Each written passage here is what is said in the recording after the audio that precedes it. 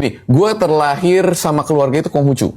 Pas umur gue sekitar 4 tahun, nyokap itu kena sakit tulang punggung. Oke. Jadi di tulang punggungnya itu ada pengapuran yang nusuk ke syaraf dalam. Terus dokter cuma bilang kita ke Singapura, dokter terpaling terkenal tuh namanya Ong Myong Bun, di MRI, CT scan, dibilang ini namanya tulang nggak ada obat, harus dioperasi.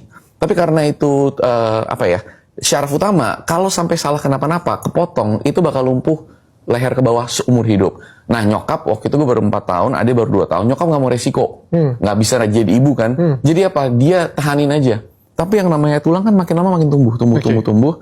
Dalam 6-7 tahun, waktu itu udah jadi waktu terparah. Di tahun terakhir nyokap gue sakit itu, dia udah terbaring di atas ranjang.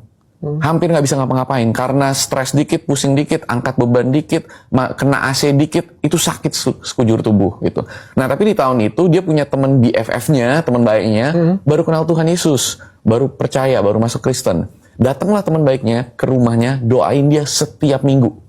Setiap minggu bawa pendeta A, pendeta B, katanya pendeta punya karunia menyembuhkan. Katanya pendeta ini doanya manjur. Doa sambil menginjil, ngasih tahu tentang Tuhan Yesus.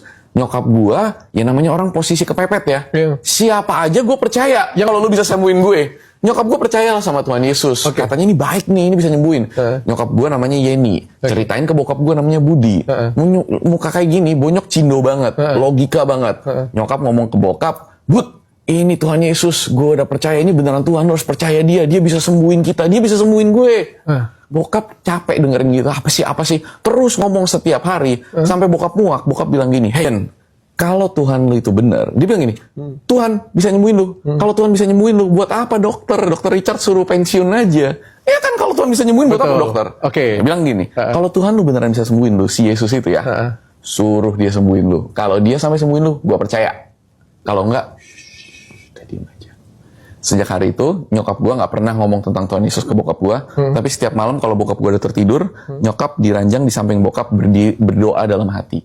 Itu lanjut tuh setahunan lagi. Tiba-tiba nyokap gue berasa kayak, kok udah lebih baik, sekarang udah bisa lebih bergerak dan lain-lain. Nyokap minta dan maksa bokap untuk terbang ke Singapura, ke dokter yang sama di Mount itu, yang 7 tahun lalu vonis dia dengan foto, dia maksa.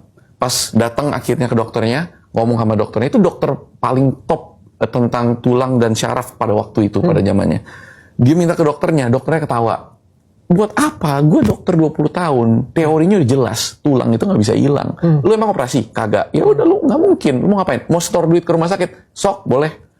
Fotolah mereka, duduklah dokternya, bokap, nyokap, dia lihat foto yang baru, dia kaget, dia ambil foto yang lama, dia kasih lihat, yang lama ada durinya, yang baru kagak ada. Hilang.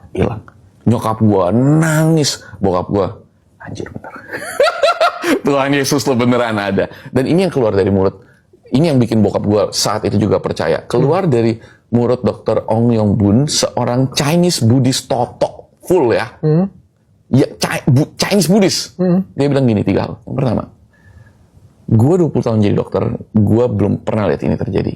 Yang kedua, gua tidak bisa menjelaskan ini secara medis dengan semua pengetahuan yang gua punya. Dan ini yang ketiga, dia mendekat, dia bilang, lu orang Kristen bukan? Kaget dong. Bokap gua mulai nangis, bokap gua, kenapa dok?